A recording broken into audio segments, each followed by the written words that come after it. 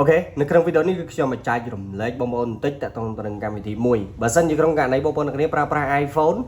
ឬក៏ Samsung បងប្អូនចង់បានកម្មវិធីមួយដែលអាចថតបានគុណភាពខ្ពស់ក៏ដូចជា quality AM ឬក៏ច្បាស់ជាងមុនតែម្ដងនៅលើកាមេរ៉ា របស់ iPhone នេះគឺជាកម្មវិធីមួយដែលបងប្អូនអ្នកអាចធ្វើការ download ដោយសេរីបាន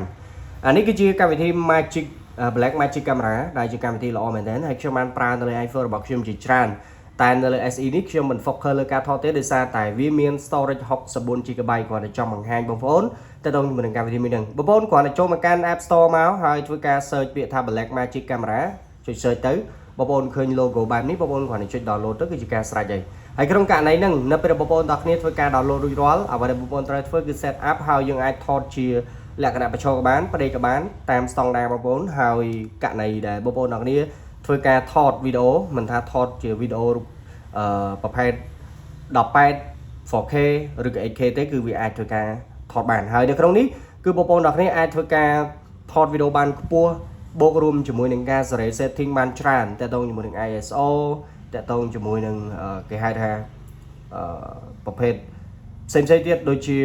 lock color ជាដើមអញ្ចឹងអានេះគឺជាចំណុចល្អមែនតើសម្រាប់កម្មវិធីមួយនេះហើយមួយទៀតបងប្អូនទាំងគ្នាអាចយកទូរស័ព្ទមួយទៅបញ្ជាទូរស័ព្ទមួយដើម្បីធ្វើការថតបានហើយ quality វាគឺអែមមែនតើជាមួយនឹងកម្មវិធីមួយនេះអែមខ្លាំងយកតែមែនតើហើយក្នុងករណីដែលបងប្អូនប្រើជាទូទៅមួយដំបូងបងប្អូននឹងចេញផ្ទាំងផ្ដេកបែបនេះនៅក្នុងនេះហើយខាងក្រោមនេះគឺជា noise បន្ទាប់មកបងប្អូនចូលមកការ setting មកដើម្បីថតជាលក្ខណៈ vertical អញ្ចឹងបងប្អូនអូសទៅក្រោមបន្តិចទៅ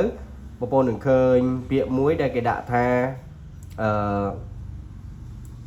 vertical អូខេអញ្ចឹងបងប្អូនអូទៅក្រោមបន្តិចទៅដើម្បីយើងធ្វើការផ្លាស់ប្ដូរតាក់ទងជាមួយនឹងការថតរូបភាពរបស់ថតវីដេអូរបស់យើងអញ្ចឹងបងប្អូនរុញទៅក្រោមអញ្ចឹងទៅអូខេយើងរុញមកលើវិញដោយសារយើងអត់ទាន់ឃើញ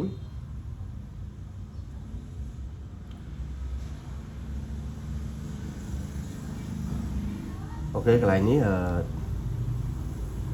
យើងអាចកំណត់ម៉ៃបានបើសិនជាក្នុងករណីយើងមានម៉ៃមានអីចឹងទៅអូខេអញ្ចឹងយើងមើលលើពាក្យខាងលើនេះដោយសារតែ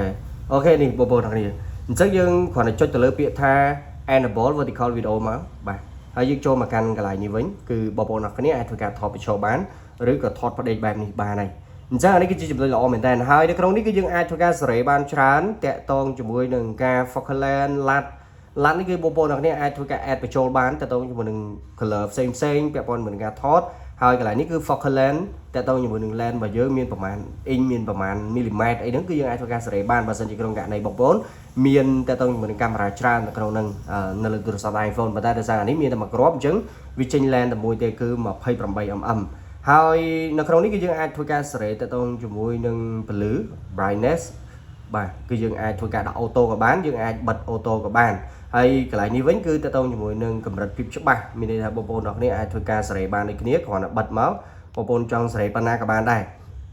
អានេះគឺជាចំណុចល្អហើយមួយទៀតគឺតើតើជាមួយនឹងការសេរីទៅលើប្លង់ផ្សេងនៅក្នុងនេះគឺមានការសេរីច្រើនទៀតបងប្អូនទាំងគ្នាគឺនៅផ្នែក color នេះគឺបងប្អូនអាចសេរី IPS សេរីតើតើជាមួយនឹង shutter speed ISO vibrant lens តើតើជាមួយនឹង tint ជាដើមអញ្ចឹងអានេះគឺជាកម្មវិធីដ៏ល្អមែនតើហើយសម្រាប់បងប្អូនធ្វើការពិចារណាតើតើជាមួយនឹងការប្រើប្រាស់ហើយខ្ញុំក៏ប្រើចាំបាច់ដែរសម្រាប់កម្មវិធីមួយនេះដែលមានឈ្មោះថា Blackmagic Camera បងប្អូនអាច download បានទាំង iOS ក៏ដូចជា Android ហើយ Android គឺ support ចាប់ពីស៊េរីខ្ពស់ឡើងទៅសម្រាប់ស៊េរីទាបគឺអាចទេប៉ុន្តែទូរស័ព្ទនេះគឺ iPhone SE អញ្ចឹងវា support គួរសមរបស់វាដែរបងប្អូនអញ្ចឹងវីដេអូនេះគឺមានប៉ុណ្្នឹងទេបើសិនជាបងប្អូនគិតថាវីដេអូនេះមានប្រយោជន៍កុំភ្លេច follow ក៏ដូចជា share ម្នាក់មួយផងជាពិសេសនៅលើ YouTube កុំភ្លេច subscribe ម្នាក់មួយបាទចឹងវីដេអូនេះគឺមានប៉ុណ្្នឹងទេអរគុណម្ដងទៀតសម្រាប់ការតាមដានទស្សនាវីដេអូនេះយើងនឹងជួបគ្នានៅវីដេអូក្រោយបាទ